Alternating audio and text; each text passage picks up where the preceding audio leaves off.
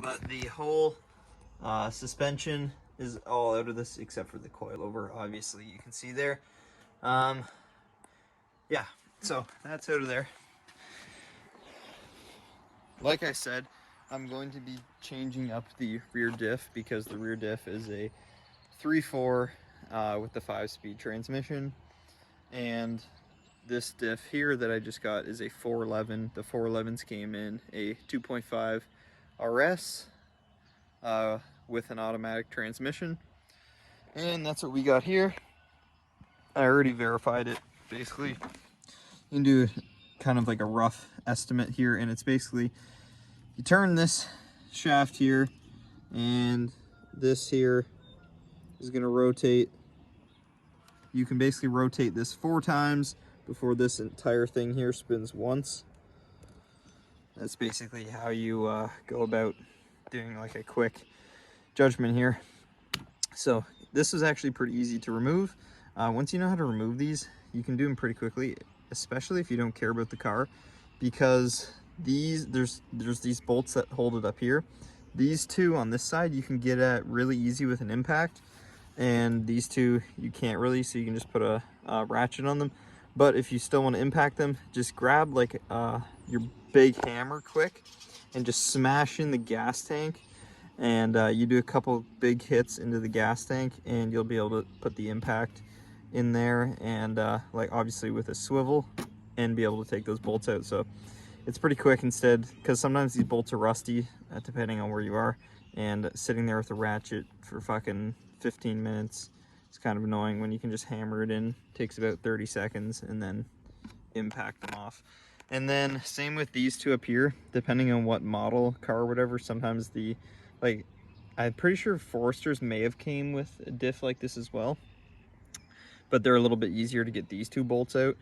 Same thing, it's kind of in the way a little bit. You can just kind of smash in the spare tire well and then just shove the impact onto those two, and it's pretty easy. But anyways, I gotta pull the cover off this thing so we can get this diff welded in, or welded up solid, so that I can go and put it into that rig over there. And then hopefully soon, when we get the front end done, we'll put this in, take it for a test drive, and it should rip.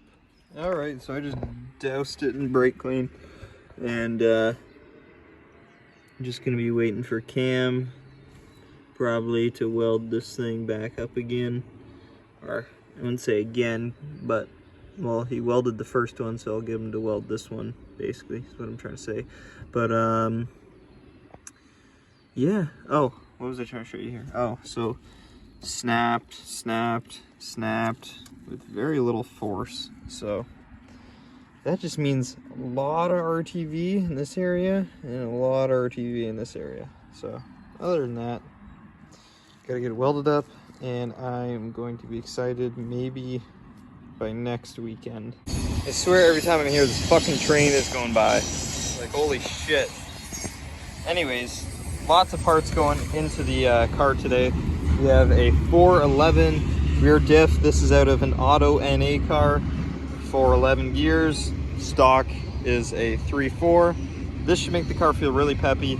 Should be able to drift second gear pretty good. We have inner and outer tie rods, both sides. New ball joints as well. Waiting on my buddy Brandon to show up. He extended the lower control arms and re-drilled the knuckles. And so these are S14 tie rods. These are stock 2004 Subaru WRX outer tie rods. They thread in fine. This threads into the rack fine, so we have extended tie rods now, which should work with the extended lower control arms and the new re-drilled knuckles. Right here we have just the OEM or original ball joint. Got 3 of everything because it's always good to have a spare. You never know if you're gonna blow one out, especially drifting, and it's always good to have a spare with you, so your day isn't ruined basically. Gonna be changing out the oil, so we always go with the Wix oil filters. They are the best oil filters. And then up here we have a CSF rad to install, so lots of stuff to get down. And right now I just need to re-seal up the diff and it should be good. Okay, forget everything I just said about them being longer.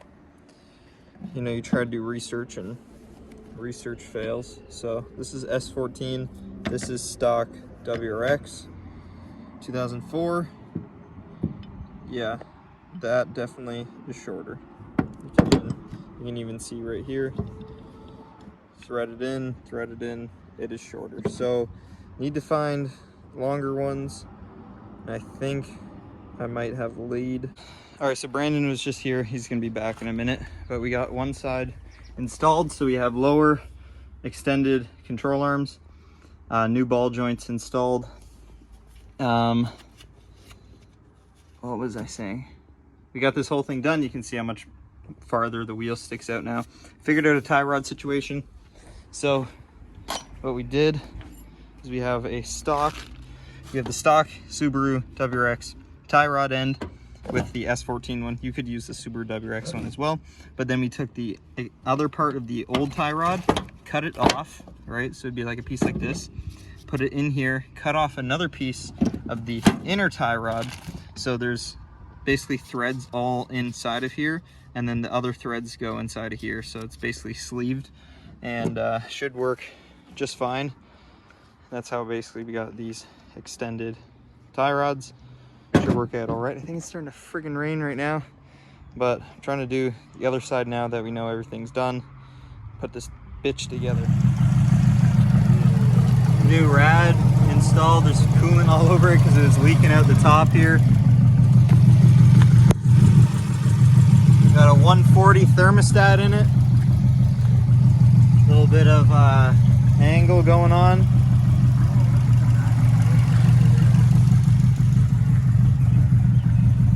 Look at that. Yeah, that looks good. Some angle.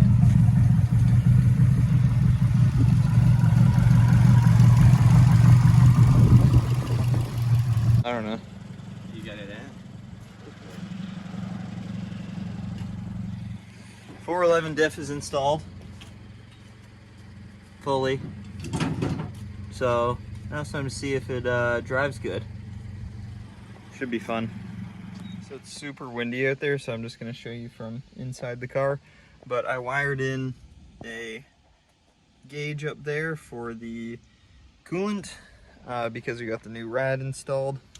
And also what I did, one sec, let me just put the key in here. Also wired in the,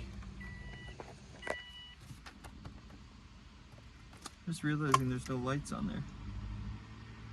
Interesting. I'll have to look at that. What do we got? Okay, the radio's still there. Okay. Don't know why these were just working. I don't know why. Maybe it blew a fuse or something. But anyways, wired in the rad fans to the switch. Yeah, I know the switch is upside down, but it's the only way I could actually get it to fit in this little thing. So it's still fine because it's still got one of these things on it. You can kind of understand that that's on. And then that'll be off. So that controls both fans. So with a 140 thermostat and a bigger rad, should be able to keep it pretty cool in this car. And yeah, now I gotta figure out, there's a blown fuse. Yeah, so just a blown fuse. They all work now. Don't know why that fuse blew, but it did. And if you're wondering, the steering wheel's copper underneath. So I was sanding it, and the chrome that I thought the steering wheel, or aluminum that I thought the steering wheel was, has got this copper underneath it. So that's why that's there. All right, I don't know how much I've been recording, kind of forgetting stuff. Just did an oil change on the car. Oil that was in it was pretty good, but decided I would just change on it anyways. So installed just this part of the center console. Not sure if I showed you guys this, but I installed this new handbrake. It used to be the pull-up style OEM GK Tech cable driven one, and I just found it wasn't working great. So I went to this one, and we're gonna have to test on this to see. Might have to re-bleed the lines, but it's a Willwood Master and just this random hydro, whatever it is. Okay, installed this little thing here, back on here for the shifter. Like I said, coolant gauge, rad fans. Let's see, the ignition has to be on, I'm pretty sure. Yeah, so there you go, they're on.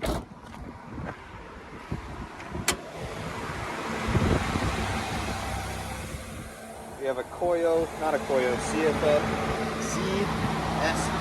rad in there. The 140 T-stat, that's where the thermostat gauge is, the temperature gauge.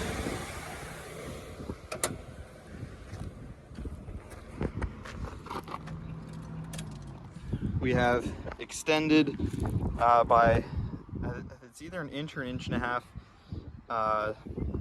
control arms with re-drilled knuckles. You can actually get a taper bit and re-drill the knuckle in closer. You can see in here we have extended tie rods. The tie rods are extended this much right here, so a couple inches. Basically, like I said, this is an outer tie rod that's cut down. It threads all the way through. There's another nut on here just as a spacer right there, and then you can just adjust it normally. So these are all, this whole thing's locked together as one. It's threaded basically in between here, and there's a gap in between here, just like you would on a normal inner and outer tie rod, so you can still adjust it from the outer, just like a normal tie rod. And like I said, those are basically OEM tie rods. They're actually S14 tie rods, but they're actually shorter than OEM, so that's why. But we thought they were longer because other cars were saying that they were longer. Anyways, doesn't matter. That's an OEM tie rod there. New ball joints.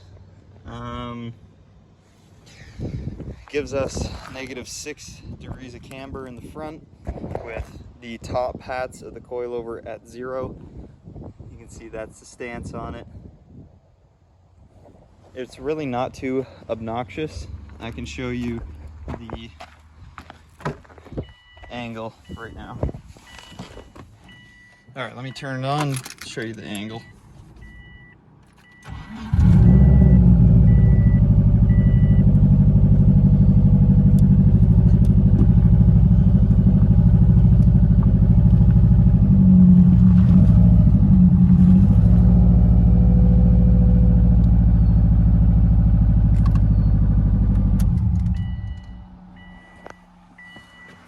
All right.